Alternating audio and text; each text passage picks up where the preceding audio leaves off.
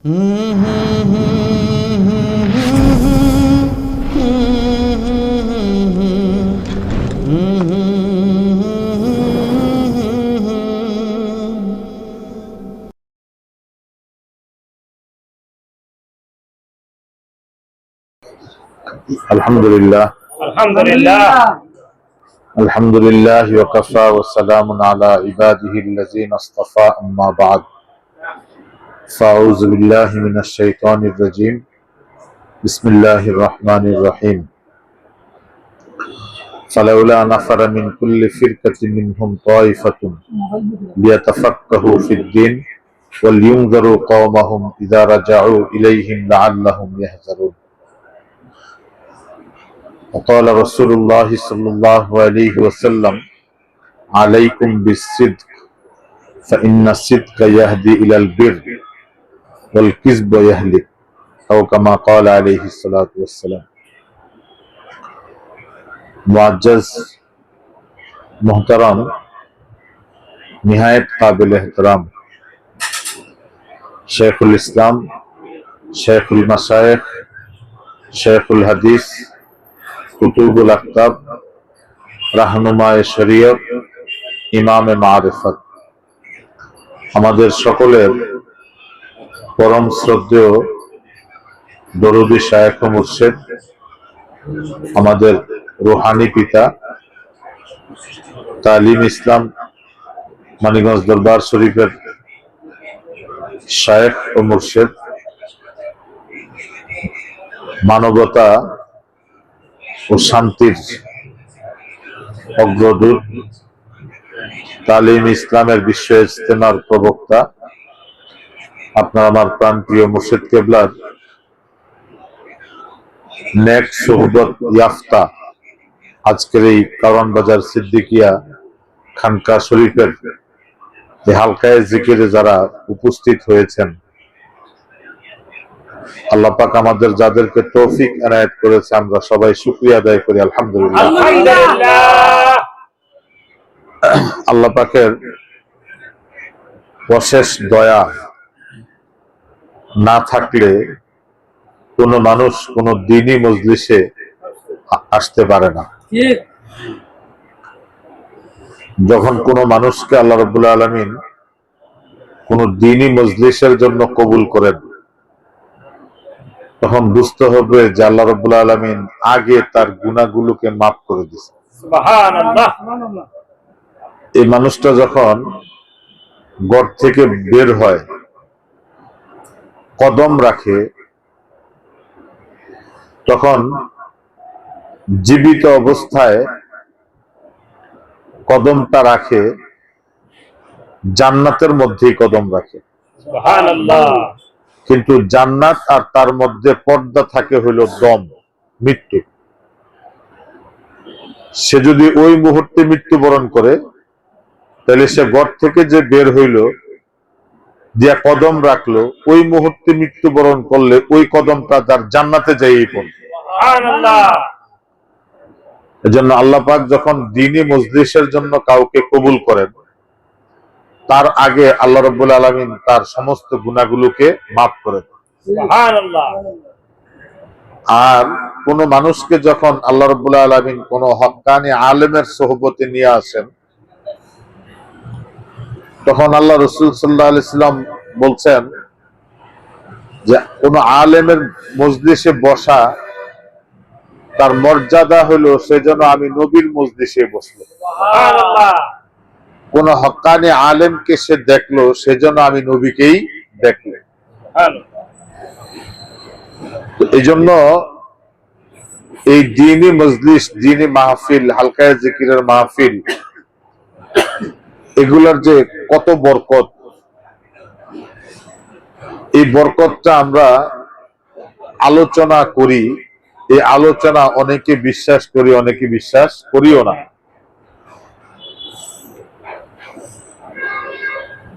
তো আমাদের দারুল উলুম দেওবন্দে একটা কথা বলছেন যে একজন তালিবে ইলম ছিল, সে তালিবে ইলম সে মানুষের মানে তার মাদ্রাসায় বোর্ডিং এর লজিং এর ব্যবস্থা হয়নি। তো হুজুররা বলছে যে তোমার লজিং এর ব্যবস্থা যে হয় না, তুমি বেশি বেশি করে নফল ইবাদত করো, তাহাজ্জুদ পড়ো, আল্লাহর কাছে কান্দাকাটি করো। তখন সে তাহাজ্জুদ পড়ে আল্লাহর কাছে কান্দাকাটি করে। হঠাৎ করে একদিন সে তার মনে পড়লো যে সবাই তো লজিং এ খায়, আমি একজন মেহমান হইয়া খাবো। এখন ওনার সকালবেলা যখন সব ছাত্ররা লজিং বাড়িতে যায়, সেও এক বাড়িতে যায় উঠা বলে যে মান তু না মান নাই তেরা মেহমান, যে তুমি আমারে মানো আর না মানো, আমি তোমার মেহমান হইয়া আসছি। এখন এরকম যদি একটা তালিবে ইলম যে কারো ঘরে বলে যে তুমি মানলো আমি তোমার মেহমান, তুমি না মানলো আমি তোমার মেহমান, তখন তো তার একটা রুটি দেওয়াই লাগে। কথা বুঝে আসছে? তারা একটা রুটি দেওয়া লাগে না? এখন আমাদেরকে কেউ মানুক আর না মানুক, আমরা যারা জিকিরের হালকায় বসি, আমরা আল্লাহ পাকের জান্নাতের মেহমান। দুনিয়াতে আসছি আমরা বেড়াইতে, জান্নাত থেকে এখানে আসছি কি করতে? বেড়াইতে। ইহা হাম সব মুসাফির হ্যায় ওহি আখির ঠিকানা, ইহা হাম সব মুসাফির হ্যায় ওহি আখির ঠিকানা, कोई आगे रवाना हो कोई पीछे रवाना, अरे भाया छोड़ दे संग सार के सब जाला रे, मिट्टी का घर मिट्टी में मिल जाना रे। আপনি ইচ্ছা থাকলেও মাটির ঘরে যাইতে হবে, ইচ্ছা না থাকলেও মাটির ঘরে যাইতে হবে। আপনার ইচ্ছার উপরে নির্ভর করে না। আপনার ইচ্ছা থাকলেও আজরাইল আপনার রুহু কবজ করবে, ইচ্ছা না থাকলেও আজরাইল আপনার রুহু কবজ করবে। সবকিছু কি ইচ্ছার উপরে নির্ভর করে? আপনি ইচ্ছা করেন যে আমি দিনী মাহফিলে, দিনী হালকায়, জিকিরের হালকায়, হক্কানি উলামায়ে কেরামের সোহবতে, তাদের মজলিসে যাব, পীর শায়েখের কাছে বায়াত হব। আপনি মানেন চাই না মানেন, জান্নাত আপনার কবুল। আলহামদুলিল্লাহ, জান্নাত আপনার জন্য কি কবুল। আমরা আল্লাহ পাকের কুতুবের, আল্লাহ রসুলের বোনাফাইড খলিফা আপনার আমার শায়েখ, ওনার হুকুমে দৈনিক 2 বেলা সবক করি। লাগাদুয়াতুন ওয়া আশিয়াতুন ফি সাবিলিল্লাহি আফদালু মা বাইনাস সামাওয়াতি ওয়াল আরদ। আবার বলা হয়েছে ওয়াসাব্বিহু বুকরাতাও ওয়া আসীলা, তোমরা সকালে এবং সন্ধ্যায় আল্লাহ পাকের তাসবিহ করো। আল্লাহ রাসূল বলছে সকালে সন্ধ্যায় কিছু সময় আল্লাহর রাস্তায় দাও, এটা তোমার দুনিয়ার মধ্যে আসমান এবং জমিনের মাঝখানে যে খোলা জায়গাটা আছে, এই পরিমাণ স্বর্ণ জমা কইরা আল্লাহর রাস্তায় দিলে তুমি যেই সওয়াব পাইবা, সকালে এবং সন্ধ্যায় একদিনে 2 বেলা কিছু সময় আল্লাহর জিকিরে খরচ করলে তার চেয়ে বেশি সওয়াব তুমি পাবে। সুবহানাল্লাহ। পৃথিবীতে কি এমন কোন ধনী শিল্পপতি আছে যে আসমান জমিনের মাঝখানের ফাঁকা জায়গাটা স্বর্ণ দিয়া পুরাইয়া এরপরে সেটা দান করব? আসমান জমিনের মাঝখানের ফাঁকা জায়গা স্বর্ণ দিয়ে পুরাইলে আমরা থাকবো কই? এবারে থাকবো কি? এটা তো পুরতই না কোনোদিন, হ্যাঁ দিব কই? কিন্তু আল্লাহ, এটা আল্লাহ রাসূল সাল্লাল্লাহু আলাইহি ওয়াসাল্লাম একটা উদাহরণ দিয়া বুঝাইছেন যে অসম্ভবকেও যদি কেউ সম্ভব করে ফেলে, এই অসম্ভবকেও যদি কেউ সম্ভব করে ফেলে, তার চাইতে বেশি নেকি আছে তোমার সকাল সন্ধ্যার জিকিরের মধ্যে। সকাল সন্ধ্যার কি জিকিরের মধ্যে। এখন এই লাগাদুয়াতুন ওয়া আশিয়াতুন ফি সাবিলিল্লাহ আফজালু মা বাইনাস সামাওয়াতি ওয়াল আরদ, এইটাকে খুব ভালো মতো তাদের কাজে লাগাইছে দাওয়াত ও তাবলীগের লোকেরা। যে সকালে কিছু সময় আল্লাহর রাস্তায় দেন, বিকালে কিছু সময় আল্লাহর রাস্তায় দেন। কথা বুঝে আসছে? তো সকালে কিছু সময় আল্লাহর রাস্তায় দেন, বিকালে কিছু সময় আল্লাহর রাস্তায় দিয়েন। এই ওয়াজ ওনারা নিয়ে সকাল বেলার গাস্ত, বিকাল বেলার গাস্ত, তারপরে কাজ, এটা কইরা আমরা যেই যাই বলি না কেন তারা কিন্তু সফল, তারা কিন্তু কি হয়েছে? সফল হয়েছে।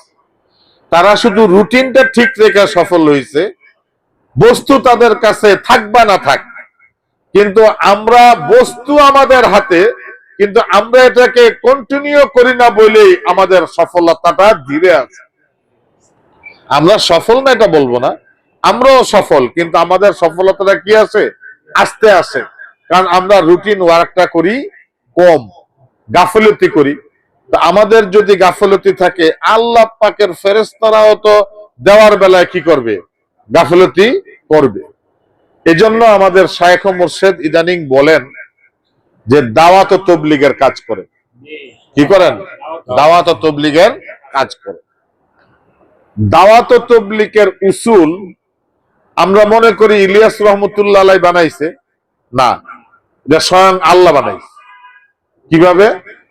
আল্লাহ রাব্বুল আলামিন বলছেন, ফালাউলা নাফারা মিন কুল্লি ফিরকাতিন মিনহুম তায়ফাতুন। ফিরকা মানে একটা গোষ্ঠী, একটা কি গোষ্ঠী, ফিরকা গোষ্ঠী। কেন বড় বড় গোষ্ঠী থেকে, বৃহৎ জনসংখ্যা থেকে নাফারা মানে বের হয়ে যাওয়া, কেন বৃহৎ একটা জনসংখ্যা থেকে বের হয় না? ফালাউলা নাফারা, কেন বের হয় না? ফিরকাতুন মিনহুম, এই ফিরকা থেকে তায়ফাতুন, একটা ছোট জনগোষ্ঠী। বৃহৎ একটা জনগোষ্ঠীর থেকে বাইরে হইবে কত? ছোট একটা জনগোষ্ঠী। বাহির হইয়া ফালাউলা নাফারা মিন কুল্লি ফিরকাতিন মিনহুম তায়ফাতুন, তাদের কাজ হলো লিয়াতাফাক্কাহু ফিদ্দিন, তারা যে দ্বীনের বুঝ তারা আনবে, দ্বীনের বুঝ ব্যবস্থা করবে, দ্বীনের তালিম তারা নিবে, দ্বীনের তাফহিম তারা নিবে। তাদের তারপরের কাজ কি? ওয়াল ইউনজারু কওমাহুম ইযা রাজাউ ইলাইহিম, যখন তারা তাদের কওমের কাছে ফেরত আসবে, আয়েশা কওমকে বলবে যে আমরা এই শিখছি, তোমরাও শিখো, আমরা এই শিখছি, তোমরাও শিখো। এটা কে বলছেন? আল্লাহ পাক বলছেন।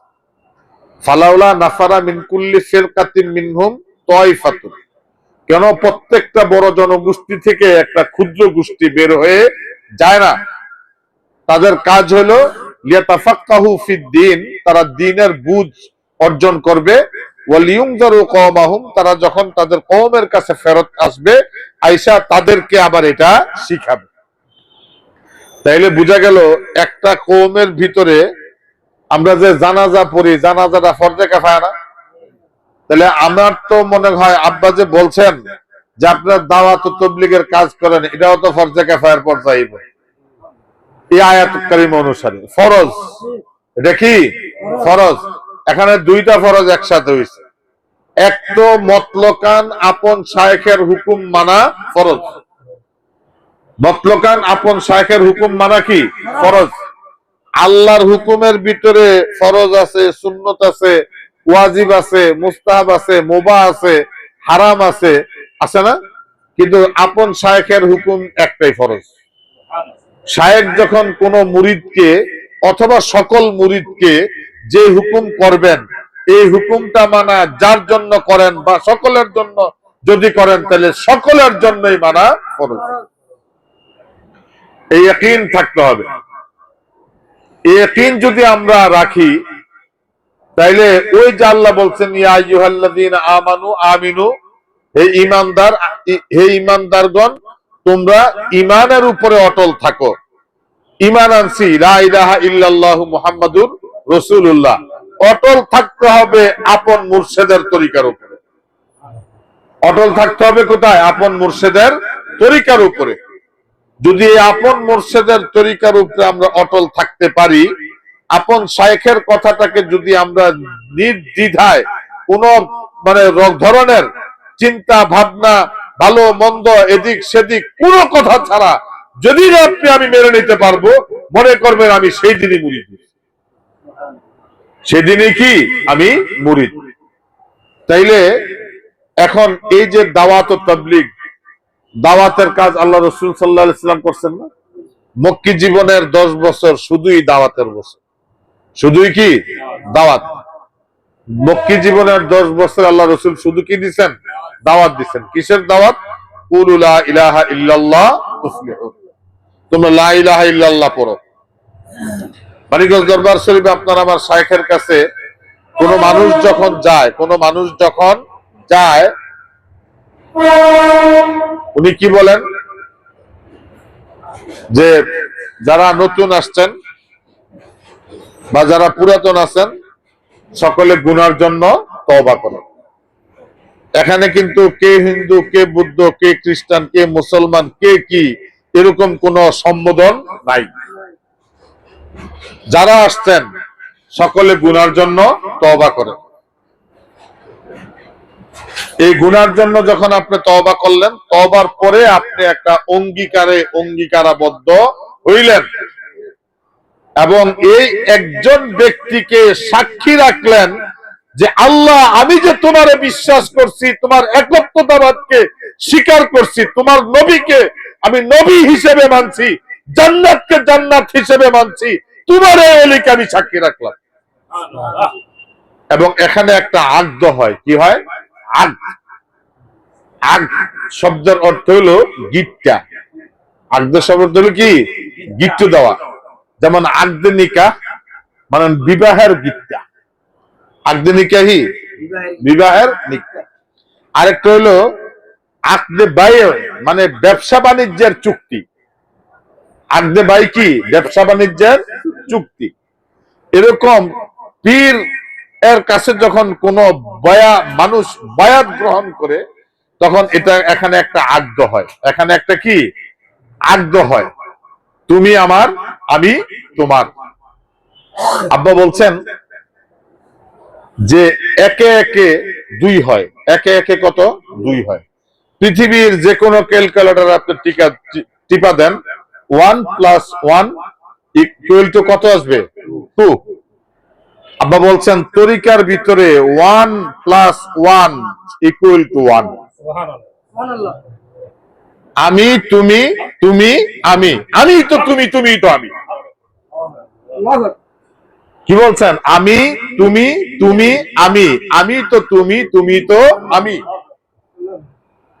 এটাই হলো তরিকা। যতক্ষণ পর্যন্ত আমরা নিজেদেরকে ওই জায়গাটায় নিয়ে যাইতে না পারবো যে আমি আইনামা তুয়াল্লু ফাসাম্মা ওয়াজহুল্লাহ, जिधर देखता हो उधर तू ही तू है, ज़बा तू ही तू है, ज़बा तू ही तू है।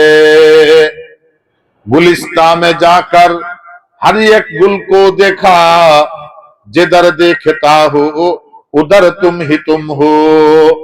ফুলের বাগানে যে গোলাপ দেখি, ওই গোলাপে আল্লাহরই দেখি। ফুলের বাগানে যে গন্ধরাজ ফুল দেখি, ওখানে আমার আল্লাহরই দেখি। বেলি ফুল দেখি, ওইখানে আমার আল্লাহরই দেখি।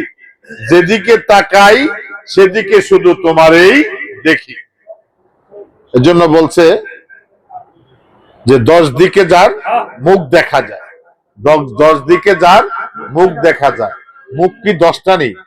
মুখ 10টা না। আপনার চোখের মধ্যে ওইটাকে এমন ভাবে সেট করতে হবে, ওই চেহারাকে, ওই জ্যোতিটাকে, আলোটাকে এমন ভাবে সেট করতে হবে যেদিকে তাকাইবেন এদিকেই তার আলো দেখা যাবে, এদিকেই তার আলো কি দেখা যাবে। এই শায়েখ এবং মুর্শিদ কে যদি আমরা এভাবে মানি, এভাবে যদি তাদেরকে আমরা গ্রহণ করতে পারি, তাইলে হলো আমাদের এই দুনিয়ার যে মুসাফিরের জীবন, মুসাফিরের যে জীবন, এই যে মেহমানের দারির যে জীবন, এই সার্থকতাটা আপনার আমার আসবে মৃত্যুর মধ্য দিয়ে। আজকে তোমার অনেক কথাই মনে হবে কথার কথা, তো যেদিন কঠিন সত্য তোমার সামনে চলে আসবে সেদিন দেখবা তোমারই সব ছিল বাহানা, আর আল্লাহর ওলিরা যা বলছে তাই সত্য। তুমি যা বলছো এগুলা ছিল কি বাহানা, এগুলা ছিল মানুষ মানে নিজেরে শয়তানের ওয়াসওয়াসার ভিতরে রাখার একটা কুমন্ত্রণা শয়তানের পক্ষ থেকে। কিন্তু ওলিদের কথাই সত্য, ওলিদের কথাই কি সত্য। আল্লাহর ওলিদের জবান দিয়া যা বের হয় তা কখনো অমঙ্গল হইতে পারে না। আল্লাহ রাসূল সাল্লাল্লাহু আলাইহি ওয়াসাল্লাম বলছেন, আলাইকুম বিসিদক, হে মুমিনরা তোমাদেরকে আমি আদেশ করলাম তোমরা সত্য বলো, সত্যের পথে চলো। আবার আল্লাহ রাসূল বলছেন ফাইন্নাস সিদকা ইয়াহদি ইলাল বির, সত্য তোমাকে কল্যাণের দিকে নিয়ে যাবে, সত্য তোমাকে জান্নাতের দিকে নিয়ে যাবে, সত্য তোমাকে নাজাতের দিকে নিয়ে যাবে। এরপরে বলছেন ওয়াল কিযবু ইউহলিক, মিথ্যা বলা, মিথ্যার প্ররোচনা করা, মিথ্যার আশ্রয় নেওয়া, মিথ্যাকে প্রশ্রয় দেওয়া, মিথ্যাকে সমর্থন করা, এই সব কিছু তোমাকে ধ্বংসের দিকে নিয়ে যাবে। সবকিছু কি ধ্বংসের দিকে নিয়ে যাবে। আজকে আল্লাহর ওলিদের বিরুদ্ধে বিভিন্ন ধরনের কথা বলে কি বলে না বলেন? এমনও তো একটা দল আছে। আল্লাহ রাসূল সাল্লাল্লাহু আলাইহি ওয়াসাল্লাম বলে গেছেন লা তাসালু তাইফাতুম মিন উম্মতি মানসুরিন আলাল হক লা ইয়াদুররুহুম মান খাযালাহুম হাত্তা তাকুমুস সাআহ, যে আল্লাহ পাকের ওলিদের বিরুদ্ধে, আমার দ্বীনের মূল ধারার বিরুদ্ধে, মূল স্রোতের বিরুদ্ধে হাজার হাজার লক্ষ লক্ষ মানুষ দাঁড়াবে, তারা চক্রান্ত করবে, ষড়যন্ত্র করবে, অপবাদ দিবে, তারা নানা ধরনের কুমন্ত্রণা ছড়াবে, কুচ্ছা রটনা করবে। আল্লাহ রাসূল বলছে কিয়ামত পর্যন্ত তারা তাদের কাজ করতে থাকবে, আর একটা দল আছে তারা আমার রবের জিকির করতেই থাকবে। হাজার হাজার হাজার গ্রুপ, হাজার হাজার ব্যক্তি নয়, হাজার হাজার পদ্ধতিতে আল্লাহ পাকের জিকিরের বিরোধিতা হবে, হাজার পদ্ধতিতে, লাখো পদ্ধতিতে আল্লাহ রসুলের এই তরিকার বিরোধিতা হবে। কিন্তু আল্লাহ রসুল বলছেন লা তাসালু তাইফাতুম মিন উম্মতি, একটা দল আছে, একটা গ্রুপ থাকবে, তারা এই জায়গা থেকে কখনো সরবে না। এদেরকে সরানোর জন্য কেউ কাফের বলবে, এদেরকে সরানোর জন্য কেউ মুনাফিক বলবে, এদেরকে সরানোর জন্য কেউ মুশরিক বলবে, এদেরকে সরানোর জন্য নানান ধরনের অপবাদ অপব্যাখ্যা দিবে, সমাজে হ্যায় প্রতিপন্ন করবে। এই সকলে তারা কান দিবে না, বরংস তারা কি করবে? আমার দ্বীনের নুসরত করে যাবে, জাকিরিনদের নুসরত করবে, সুন্নতের নুসরত করবে, সুন্নতের পাবন্দ হবে, তারা কোরআন সুন্নাহ মোতাবেক তারা জীবন যাপন করবে, তারা পর্দা করবে, তারা হালাল গেজা খাবে। আচ্ছা, একজন মানুষ যদি হালাল গেজা খায় তাহলে হারাম খাওয়ানোরা তার পক্ষে থাকবে না বিপক্ষে থাকবে? বলেন, বিপক্ষে থাকবে। এখন আমাদের সমাজ ব্যবস্থায় আমরা যতটুকুন আসলে তো আর হাকিকতে জানি না, যতটুকুন শুনি ওই উকিলে আইসা আসামিদেরকে বলে আজকে হাজিরা দিয়েন না, বা কেন? আজকে কোর্ট খারাপ, আজকে কোর্টটা কি খারাপ। কে কোর্ট খারাপ হলো? কে? আরে ম্যাজিস্ট্রেট তো এটা ঘুষ খায় না, এই ম্যাজিস্ট্রেট কি ঘুষ খায় না, এর জন্য আজকে কোর্ট কি হয়ে গেছে? খারাপ হয়ে গেছে। তাহলে পরে কালকে যে আইব হ্যাঁ ঘুষ খায়, কালকে কোর্ট বালা যাইব, কালকে আইব না। এবার আপনি বুঝেন ভালো হইলো কোনটা, খারাপ হইলো কোনটা। যিনি ঘুষ খায় না, হারাম খায় না, অন্যায় অপরাধকে প্রশ্রয় দেয় না, তার বেলায় হইলো খারাপ। আর যিনি ঘুষ খায়, অন্যের হক খায়, মানুষের অন্যায় অপরাধকে প্রশ্রয় দেয়, মানুষকে অন্যায়ের দিকে উদ্বুদ্ধ করে দেয়, ওইটা হয়ে গেছে ভালো। তাহলে এই সমাজের মানুষগুলাই তো আমাদেরকে এইভাবে বিবেচনা করে, এইভাবে বিবেচনা করে। তার মানে তুমি যখন আমাদেরকে খারাপ বলো, আল্লাহ রাব্বুল আলামিনের কাছে, তার রসুলের কাছে আমাদের তালিকাটা কিন্তু ভালো জায়গায় আছে, আমাদের লিস্টিটা ভালো জায়গায় আছে। আবার তোমরা যাদেরকে ভালো বলতেছ, ওখানে যায় দেখবা যে তোমাদের লিস্টিটা খারাপ জায়গায় চলে গেছে। আজহার ইসলাম সিদ্দিকী রহমতুল্লাহ আলাইহি, আমাদের দাদা হুজুর কেবলা বলছেন যে মৃত্যুর আগে তোমার খুব আপনজনের সুরতে বাম পাশে আইসা যখন সীমাহীন তৃষ্ণা তোমার লাগবে, যে এমন তৃষ্ণা যে এক সাগর পানিও তোমার তৃষ্ণা মিটাইতে পারবে না। ওই সময় খুব কাছের বন্ধু আইসা তোমার বাম পাশে এক গ্লাস পানি ধরবে, খবরদার এটা কিন্তু পেশাব, এটা কিন্তু কি পেশাব। ধরছে কি পানি, কে? আপন মানুষ, কাছের মানুষ, ভালোবাসার মানুষ আইসা ধরছে। কোন পাশে? বাম পাশে। তখন তুমি ডাইন পাশে চাইয়া দেখো আরেকজন মানুষ তোমার জন্য পানি নিয়া বৈশা আছে। ওই পানিটা তুমি মুখে দিলেই তুমি লিনে চলে যাবা, নৌসার মতো তোমারে সাজাইয়া নিয়ে যাও।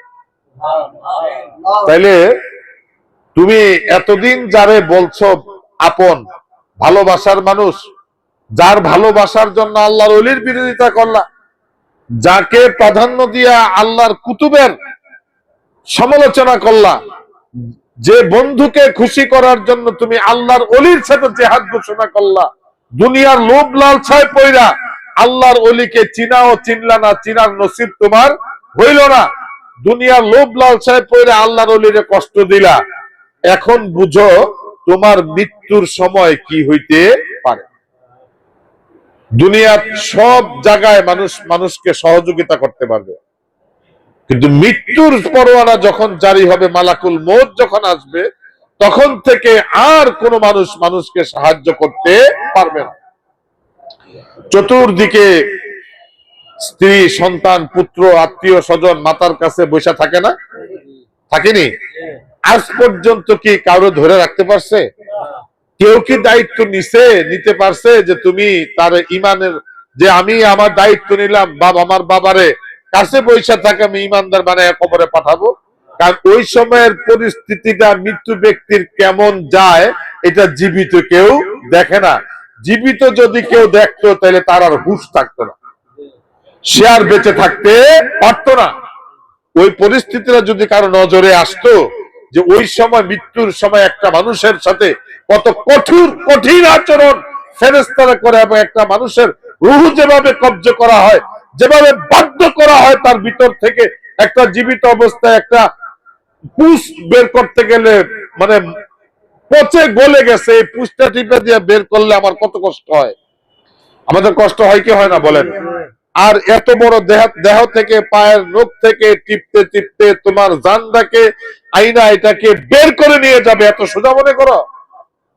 শরীরে একটা কাঁটা বিঁধলে হাসপাতালে দৌড় দাও বাইর করার জন্য, একটা কিছু হইলে হাসপাতালে দৌড় দাও, ডাক্তারের আশ্রয় নাও, 5 দিন 7 দিন, হাজার হাজার টাকা ওখানে তোমার চলে যায়। কিন্তু তোমার যে একটা রুহু দিছে, জীবনে তো তোমারও রুহু দেখবার দিল না, রুহুরেও তোমারও দেখবার দিল না। কেউ কি রুহু দেখছে? বলতে পারবেন কেউ রুহু দেখছেন? কিন্তু রুহুর শক্তি দিয়ে আমরা সবাই চলতেছি। সাহাবায়ে কেরাম রিদওয়ানুল্লাহি তাআলা আলাইহিম আজমাইন, তারা আল্লাহ রাসূলকে প্রশ্ন করতেন জানার জন্য, আর ইহুদিরা মুশরিকরা এসে প্রশ্ন করতেন রাসূলকে আটকানোর জন্য। একবার আয়েশা ইহুদিরা জিজ্ঞাসা করছে, তারা মশওয়ারা করছে যে যা জিজ্ঞাসা করি তাই তো মুহাম্মদ বলে দেয়। এমন একটা জিনিস জিজ্ঞাসা করতে হবে যেটা কেউ কোনোদিন দেখে নাই, যেটার এলেম কারো কাছে নাই। এই পরামর্শ শয়তানের। কইলেন এমন কি জিনিস আছে যা কেউ দেখে না বা তার এলেম কারো কাছে নাই বা আছে? এটা হইল রুহু। এটা হইল কি? রুহু। মুহাম্মদকে সাল্লাল্লাহু আলাইহি সাল্লামকে যদি তোমরা আটকাইতে চাও, তাহলে যে জিজ্ঞেস করো রুহু সম্পর্কে, সব পারলে ওইটা পারত। এখন এরা তো মনে করেন মুজ মাছ দিয়া, দেখবেন যখন কোন মানে অপশক্তি, যখন কোন মানে কি বলে শক্তির কাছে যায়, তখন একা যায় না, মুজ মাঞ্জা দিয়া একটা ভাবসাব ধরে 4-5 জন একসাথে হইয়া দলবল বাইন্দা তারপরে যায়। তো তারা যখন রওনা দিছে, আল্লাহ রাব্বুল আলামিন জিবরাইলকে পাঠিয়ে দিয়ে বলছে, জি ইয়া রাসূলুল্লাহ, ইয়াসআলুনাকা আনির রূহ, আসতেছে। তারা কি আসতেছে আপনারা আটকাইবার জন্য। তারপরে আয়েশা আপনাকে তারা রুহু সম্পর্কে জিজ্ঞেস করে যে রুহু কি। আল্লাহ রসুল নড়ে চড়ে বসে এটা আমি জানি রূপ সর্বনাশের কথা, টেনশন করেন না, আল্লাহ বলে দিছে আপনি বলেন কুলির রূহ মিন আমরি রব্বি। এই রুহুটা হইলো আল্লাহর পক্ষ থেকে একটা হুকুম মাত্র, আর কিছু না। রুহুটা কি আল্লাহর পক্ষ থেকে হুকুম। ও যে কোন শিল্পী গান গেয়ে গেছে না, গজল গেয়ে গেছে যে একখান চাবি মাইরা দিছে সাইরা, একখান চাবি মাইরা দিছে সাইরা চলতে আছে জনমবুল। চাবি মারছে কয়বার? একবার। এই চাবি যেখানে যায় শেষ, আর চাবি চলবে না। তো আল্লাহ রাব্বুল আলামিন রাসূল সাল্লাল্লাহু আলাইহি ওয়াসাল্লাম অনেক গজলের ভিতরেও কিন্তু কোরআনে কারিমের তাফসীর রয়ে গেছে, খোঁজ করলে পাইবেন, রাসূলের হাদিস রয়ে গেছে। আর আমরা যখন আমাদের পীর ভাইরা দুই একটা সামা টামা গায়, তখন অন্যরা এটা নিয়ে হাসাহাসি তামাশা করে। তামাশা করো না, আল্লাহর ওলিদের দরবারে পৃথিবীতে যা আছে সব আল্লাহর ওলিদের দরবারে। এরা যারা গাইতেছে এরা কি নিজেরা লেখছে? নিজেরা লেখে না, লেখছে কোনো না কোনো মহান মানব। যিনি লেখছেন, যিনি গাইছেন, দুইজন কিন্তু এক না, দুইজন এক না। যিনি লেখছেন উনি বুইজা শুইনা যাই না, অনেক ক্ষেত্রে দেখা তারপরে লেখছেন। আপনি সলিমউদ্দিন খালি শুনলেন একটা সুরে কথা বলে, তার উপরে আপনি একটা মেরে দিলেন মন্তব্য, সুর নাই কোথায়? সুর কোথায় নাই? রাসূল সাল্লাল্লাহু আলাইহি ওয়াসাল্লাম নিজে সুর শোনেন নাই? হযরত হাসান বিন সাবিত রাদিয়াল্লাহু তাআলা আনহু আল্লাহ রাসূলের নির্ধারিত শিল্পী ছিল। রাসূলের যখনই মন খারাপ হইতো তখন রাসূল বলতো হাসানকে নিয়ে আসো। হাসান আসতো, আল্লাহ রাসূল সাল্লাল্লাহু আলাইহি ওয়াসাল্লাম বলতেন যে হাসান সুর ধরো। রাসূল বলে দিতেন, উনি গাইতেন। রাসূল বলে দিতেন, উনি গাইতেন। রাসূল সাল্লাল্লাহু আলাইহি ওয়াসাল্লাম যখন মক্কা থেকে মদিনায় যায়, রাসূলকে যখন রিসিভ করা হয় তখন কি ওখানে সুর ছিল না? তলাআল বদরু আলাইনা মিন সানিয়াতিল বিদাই ওয়াজাবা শুকরু আলাইনা মাদাআ লিল্লাহি দাই। তাহলে রাসূলকে অভ্যর্থনা জানানো হয়েছে এই সঙ্গীত দিয়া, এই গজল দিয়া রাসূলকে অভ্যর্থনা জানানো হয়েছে। আবার জান্নাতীরা যখন জান্নাতে যাবে ওখানেও সুর দিয়েই অভ্যর্থনা জানানো হবে। জান্নাতে যাওয়ার পরে কোরআনে কারিমের আর রহমান সূরার তেলাওয়াতের মাধ্যমে আল্লাহ রাব্বুল আলামিন সর্বশ্রেষ্ঠ, সবচেয়ে সুন্দর, সবচেয়ে ভালো, উত্তম যা সুর পৃথিবীর সব সুরের সাথে তুলনা করেও এক কোণা পর্যন্ত হবে না, সেই রবের সুর কি মানুষ শুনবে না? তাহলে এখন থেকে যদি কিছু কিছু সুর ভালো না লাগে তাহলে বুঝবেন ওই সুর আপনার নসিবে নেই, ওই সুর আপনার কি নাই? নসিবে নাই। কারণ আগের থেকে চিত্র কইরা পরে না মানুষ আসল জায়গায় যায়। তুমি তো আমার সুরের ক্লাসে ভর্তি হইলে না, তো তুমি কেমনে ওই সুর তোমার কানে লাগবে কিভাবে? ওই সুর ভাগ্য হবে তোমার কিভাবে? এই জন্য অনেক গজলের ভিতরে কিন্তু মুর্শিদের ভিতরে, গজলের ভিতরে আপনার কোরআনে কারিমের আয়াতের তর্জমা তফসির রয়ে গেছে, হাদিস শরীফের তর্জমা তফসির রয়ে গেছে। এই যে একটা সাবি মাইরা দিছে সাইরা চলতে আছে জনমবুল, এটা বাদ্যটাদ্য দিয়া পোলাপানে অনেক ভাবে গায়, কিন্তু এই কথাটাই তো আল্লাহ বলছেন যে কুলির রূহ মিন আমরি রব্বি, যে আপনি বলে দেন যে রুহুটা হলো আমি রবের পক্ষ থেকে একটা হুকুম, যার উপরে যতক্ষণ আমার হুকুম আছে তার উপরে সে ততক্ষণ চলতে পারবে। সে চাইলেও মরতে পারবো না, চাইলেও কি মরতে পারবে না।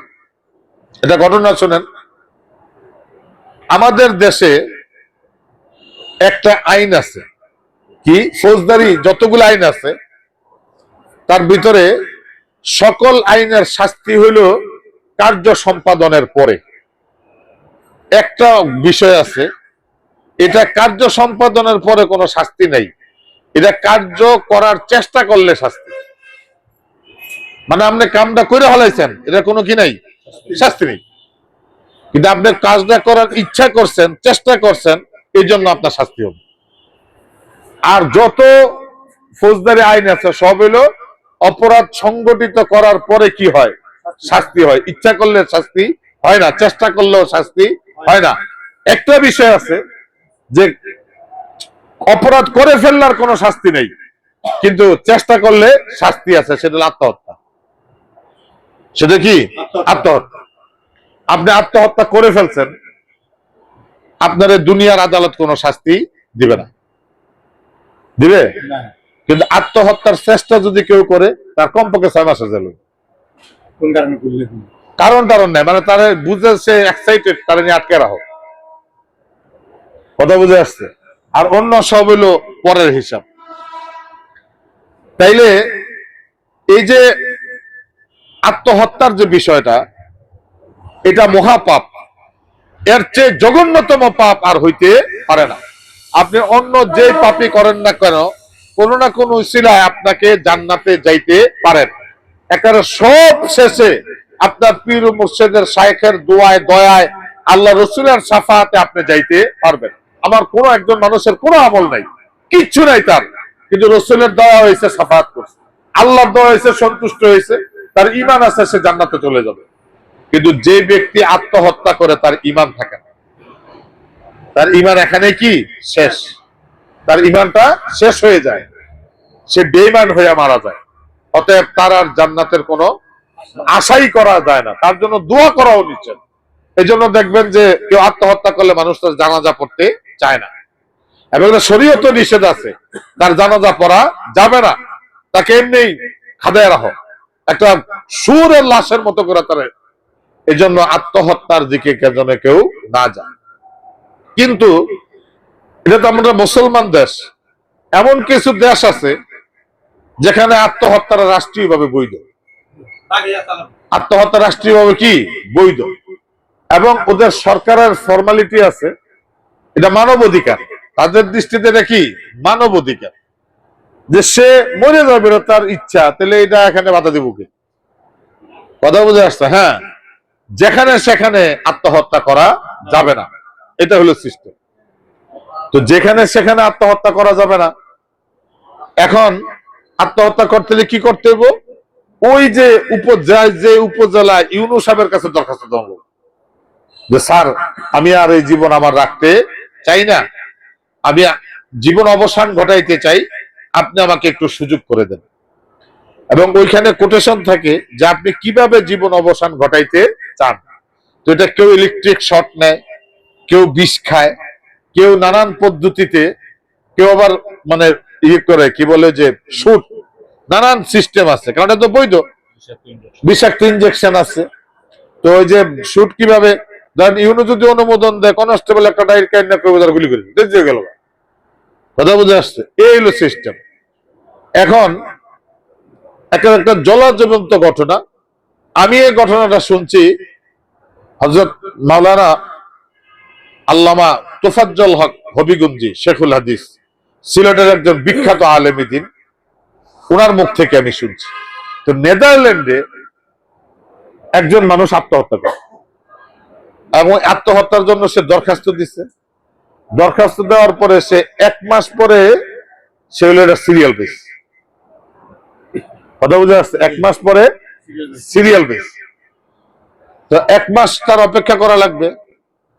কিভাবে? ইলেকট্রিক শর্ট এসে আত্মহত্যা করবে, 1 মাস পরে তার সিরিয়াল। ঘটনাচক্রে তার আর সিরিয়ালের ওই ইয়েটা মনে নেই, 1 মাস পরে। তো এখন সে ওইখানে আইসা দেখে যে তার সিরিয়াল ছিল ধরেন 150, এখানে 52, 53 পার হয়ে এখন 54 নম্বর চলতে আছে। ঠিক আছে, তাহলে তার সিরিয়াল ব্রেক হয়ে গেছে। আর আমাদের দেশে তার এই দেশে না যে 1 কাপ চা 10টা টাকা দিলে আমার সিরিয়াল আগায় বল। এখন যে তালিকা দেখে, যে তালিকায় আরো 153 জনের নাম আছে 150 উপরে, তখন ওনার সিরিয়াল পড়ছে এবার 154 জনের পরে, 2 মাস পরে। আপনি তো সিরিয়াল ব্রেক করার কারণে এখন যারা সিরিয়ালে আছে, আপনাকে লাস্ট সিরিয়ালে দিলে আপনি আবার 1.5 মাস পরে পড়বেন। আগে আসলে কয় মাস? 1 মাস, এখন গেছে 1.5 মাস পর। 1.5 মাস পরে উনি দেখলে সিরিয়াল ব্রেক না হয়, এই জন্য সকালে যে বুঝ, মানে যে টাইম 11টা তো ওনার সিরিয়াল পড়েন, 7টায় যেয়ে বসে, কারণ একবার উনি সিরিয়ালটা ইয়ে করছে, মিস করছে। 7টায় যে বলিস, তো ওনার আগের জন যাওয়ার পরে যখন ওনাকে নিয়ে গেছে, ওনাকে শর্ট করবে ঠিক এই মুহূর্তে কারেন্ট চলে গেছে। ওনারা যে শর্ট করবে এই মুহূর্তে কি কারেন্ট চলে গেছে। তা এখন আর কেমনে মরে? আর তো হইলো না। এই কারেন্ট চলে নির্দিষ্ট টাইম আছে, মানে একজনের জন্য কত মিনিট সময়, ঠিক ওনার সময় শেষ হয়েছে, কারেন্ট হয়েছে, তার মানে ওনারটা নাই, 55 নম্বর 155 জনের চলবে, উনি বাদ। এখন উনি চিন্তা করলে যে মরতে যাই 2.5 মাস অপেক্ষা করলাম, তো আমি মরতে পারলাম না, তাহলে আমার এই জীবন তো মানে আমি বাঁচমুখী, মরতেই তো পারি না, সিরিয়াল মিরিয়াল দিয়েও আমি মরতে পারি না। এখন আজকে এমনি বাইর থেকে কইছি যে মরে যাম, এ কথাকে একবার দাঁড়িয়ে দরখাস্ত করছি, দরখাস্ত করে সিরিয়াল লয়ে যে কইছি 1 মাস পরে আমার মরণ, বাইর থেকে আবার বিদায় আদায় দিয়ে দিছে, আইসি, মরতে পারলাম না। বাইতে গেছি পরে বউ কয় যে তোর ভালো মরা ওরে, ঠিক আছে, যে যা কওয়ার সব কইছে। তা ভাবলাম যতই কই, আমার 1.5 মাসের আগে তার আমার কাম হইতেছে না, এই 1.5 মাস যা যন্ত্রণা সহ্য করছি, আজকে যখন রওনা দিয়ে আসি সকালবেলা, সবাই এমন বচ্ছনা দিছে যে আর যে বাড়তে যাবো এই কোনো ব্যবস্থা আমার নাই। আমি কি করি? আমি করি কি? তখন উনি হলো ওই আশেপাশে ঘুরে হাঁটতেছে ভবঘুরের মতো, আর চিন্তা করতেছে আমি কি করি এখন। এই হাঁটতে হাঁটতে হাঁটতে হাঁটতে, ওইসব দেশে কিন্তু মসজিদ খুব নাই, আবার আমাদের দেশের মতো এত ইমারত সমৃদ্ধ মসজিদ না, একটা ছোট ঘরের মতো একটা মসজিদ থাকে। ওই রাস্তায় হাঁটতে হাঁটতে, ধরেন ওখান থেকে তো সে বের হয়েছে 11-12টার পরে, ভবগুরুর মতো হাঁটতেছে, সন্ধ্যা হয়ে গেছে, ওই মসজিদের কাছ দিয়ে হাইটে যাইতেছে, তখন দেখে যে মসজিদের ভিতরে এই মধুর ধ্বনি উচ্চারিত হচ্ছে, আল্লাহ আল্লাহ আল্লাহ আল্লাহ আল্লাহ আল্লাহ আল্লাহ আল্লাহ আল্লাহ আল্লাহ আল্লাহ আল্লাহ লা ইলাহা ইল্লাল্লাহ মুহাম্মাদুর রাসূলুল্লাহ। এই আওয়াজটা কয়েকবার ওনার কানে আসার পরে থেমে গেছে। তাই আওয়াজটা কয়েকবার তার কানে আসার পরে কি সে থাইমা গেছে। থাইমা যায়া উনি এখন শুনতেছে, তারা যে জিকিরটা করতেছে সে শুনতেছে। তো এই জিকিরটা যে তারা করতেছে উনি শুনতেছে, ওনার ভিতর থেকে একটা করে দুঃখ বুলেটের মতো বেরিয়ে যেতেছে। জিকির শেষ হইতে হইতে ওনার মনে আর কোনো দুঃখ নাই। এখন আর উনি মরত না, অনার কি মরবে না, নিয়ত করছে আর মরতাম না। এতক্ষণ তো আবার কবে মরবো, কই দরখাস্ত দিব, কই কি করবো, এই টেনশন করছে। এখন নিয়ত হইলে আমি আর মরতাম না, আর জাগো কারণে আমি মরার জায়গায় গেছিলাম, তাগো কাছেও আর যাইতাম না।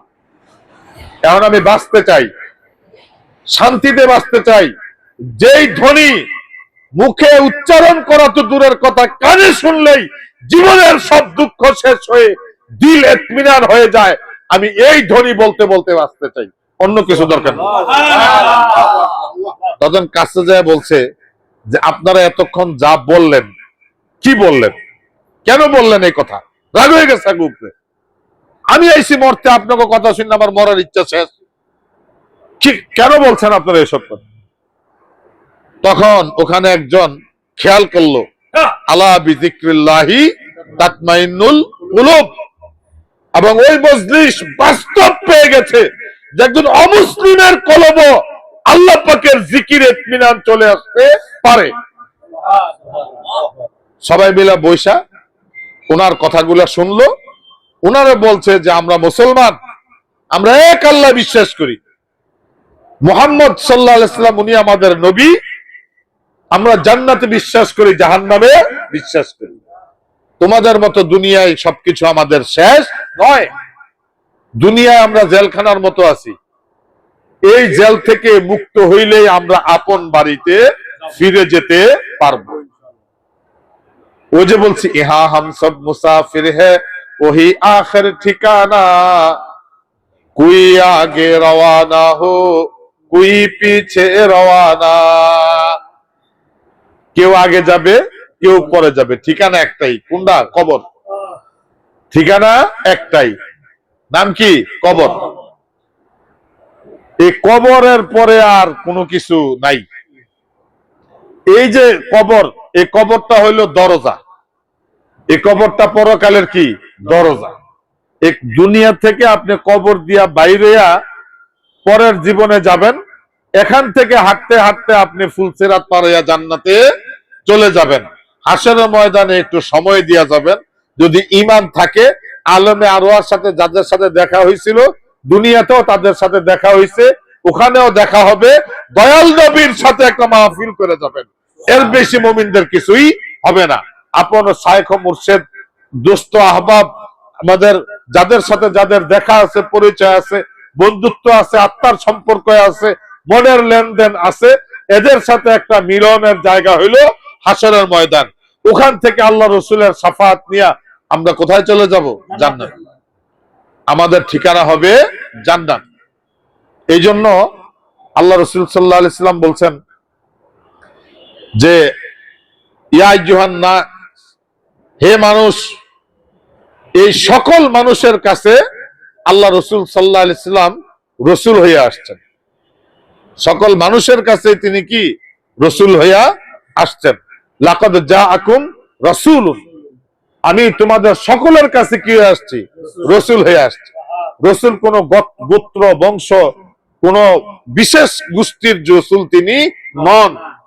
আল্লাহ পাকের যত মাখলুকাত আছে সব মাখলুকাতের তিনি রসুল, নবী। এজন্য মুসলমানের তিনি নবী এরকম না, তিনি হিন্দুদেরও নবী, তিনি খ্রিস্টানদেরও নবী। এই জন্যই তো মানিকগঞ্জ দরবার শরীফে হিন্দু আশেকে, তো হিন্দু আশেকের বিরুদ্ধে মুশরিক মাজুসি তো রসুলের দরবারেও গেছে। রসুল নিজে বলছে যে আমি সকলের কি আসছি? নবী হইয়া, রসুল হইয়া আল্লাহর পক্ষ থেকে আসছি। তাহলে এখন মানিকগঞ্জ দরবার শরীফ যে হিন্দু আসে, এটা তুমি দেখো হিন্দু, কিন্তু আমি তো দেখি যে আমার রসুল, যে আমার মুর্শিদ, যে রসুলের বোনাফাইড খলিফা, যার কারণে সব লোক এখানেই আছে। হিন্দু, বৌদ্ধ, খ্রিস্টান, মুসলিম, ধনী, গরিব, কালা, সাদা, সুন্দর, পুরুষ, মহিলা, বাদ নাই, বাদ নাই। কারণ তিনি পুরুষেরও নবী, আবার নারীদেরও নবী। তিনি মানুষেরও নবী, তিনি জিনেরও নবী, তিনি গাছপালারও নবী, তিনি ফেরেশতারও নবী। সব সৃষ্টি আল্লাহ রাব্বুল আলামিন যতটুকুনের রব্বুল আলামিন, তিনিও ততটুকুনের জন্য রহমাতুল লিল আলামিন। এখন রহমাতুল লিল আলামিন সাল্লাল্লাহু আলাইহি ওয়াসাল্লামের যিনি প্রতিনিধি হবেন, তিনার কাছে তো সবাই রহমতের জন্য আসবে, এটা স্বাভাবিক। যে গেছে সে রহমত পাইছে, যে গেছে সে রহমত পাইছে। দেখলেই তো দিল জুড়াইয়া যায়। দুইটা কথা শুনলে, হেদায়েতের দুইটা বাণী শুনলে নিজেকেও ধরে রাখা অনেক সময় কি হয়ে যায়? কষ্ট হয়ে যায়। এই যে কত পাগল পাগল পাগলামি করে দাঁড়ায়, এরা আসলে তারা পাগল না। আল্লাহ রাব্বুল আলামিন নিজে বলছেন, ইন্নামাল মুমিনুনা ইযা যুকিরাল্লাহ ওয়াজিলাত কুলুবুহুম, যে মুমিনরা যখন আল্লাহ পাকের জিকির করে তখন তাদের কলবটা একটা ঝাঁকি মারে, কলবের ভিতরে একটা তরঙ্গ শুরু হয়ে যায়, একটা ঢেউ শুরু হয়ে যায়। নদীতে হাজার স্টিমার চলে, সবসময় কি তরঙ্গের সাথে স্টিমার কুলাইতে পারে? পারে না। তরঙ্গ যখন বেসামাল হয়, স্টিমারও তখন ডুবে যায়। মুমিনের কলবে যখন তরঙ্গটা চরমভাবে উত্তেজিত হয়, তখন কোন শরীয়ত তরিকত, কোনো কিছু ভাব দ্বারা কে আছে না আছে, সে নিজে কোথায় যাচ্ছে এটার কোনো খবর থাকে না। এই জন্য এগুলা না কইয়া আব্বা বলছেন যে এদের কাছে একটু বসেন, এদের কাছে একটু কি বসেন। আপনার তো হয় না, আপনার তো হয় না, এদের কাছে বসেন, তাহলে একটু হবে। এদের কাছে বসলে একটু কি হবে? দূর থেকে যারা বলে, এই বলার কারণে অনেকে ফাসেক হয়ে যাচ্ছে। অনেকে কি হয়ে যাচ্ছে, ফাসেক হয়ে যাচ্ছে। কারণ তুমি যেটা বলো, সমালোচনা করো, এটার বাস্তবতা তো তুমি জানো না, এটার হাকিকতটা কি এটা তুমি জানো না, এটার হাকিকত তুমি উপলব্ধি করতে পারো না। সুতরাং তোমার জানার সীমাবদ্ধতার কারণে একটা সীমাহীন জ্ঞানের কথাকে তুমি এখানে তর্ক দিতে পারো না। আল্লাহ রাব্বুল আলামিন আমাদেরকে তৌফিক এনায়েত করুক যে আমরা যেন আপন শায়েখের হুকুম মাইনা প্রত্যেকটা এলাকা থেকে আব্বার মাহফিল গুলাতে আমরা সকলে যাব। সকলে যাইতে না পারলে অন্তত একটা জমাত যেন যায়, যে আজকে আব্বা কি কথাগুলা বলছে, পরের দিন হালকা এসে এখানে আলোচনা হবে। এইভাবে যদি আমরা এগুলা নিয়ে বের হয়ে যাইতে পারি, দরবার থেকে আইসা একজন পীর ভাইয়ের সাথে আলোচন করব, আরেকজন আজনবীর সাথে আলাপ করব। আবার অনেক কথা আছে না, কথাটা দৈরা আইনা বাজারে ছাড়লে একটা কম্পন সৃষ্টি হয়ে যাবে, ওই কথাটাকে দৈরা আইনা একজন মানুষের সাথে বলবো। একজন আলেম হইলে বলবো যে ভাই আমার পিসা হুজুর তো কালকে কথাটা কইছে, আমি যেটা বুঝলাম না, আমার একটু ভালো করে বুঝাইতেছে। তখন দেখবেন যে উনি আপনারে বুঝাইতে যায় নিজেও বুঝবো। উনি কিন্তু এই বিষয়টা উনি জানে, কিন্তু এটা কি করে নাই, খেয়াল করে নাই। তখন যখন আপনি তার কাছে বুঝতে চাইবেন, আপনারে বুঝে যাইয়া ওনারও খেয়ালে পড়বে। পরে উনি চিন্তা করবো যে ভাই যে পিসাবে এই কথাটা কইছে, ওই পিসাবের কাছে আমার লই যে ওনার স্পিড আরো বেড়েছে। কারণ ওনার কাছে কি আছে, এলেম আছে। আল্লাহর কুতুব বলছে না যে আলেম যখন তার এলিমের মানে ইয়েতে তাজাল্লিতে ধরা পড়বে, তখন সে আপনার থেকে রাস্তা অনেক আগে যাবে, আপনার স্পিড থেকে তার স্পিড অনেক বেশি বাইরে যাবে।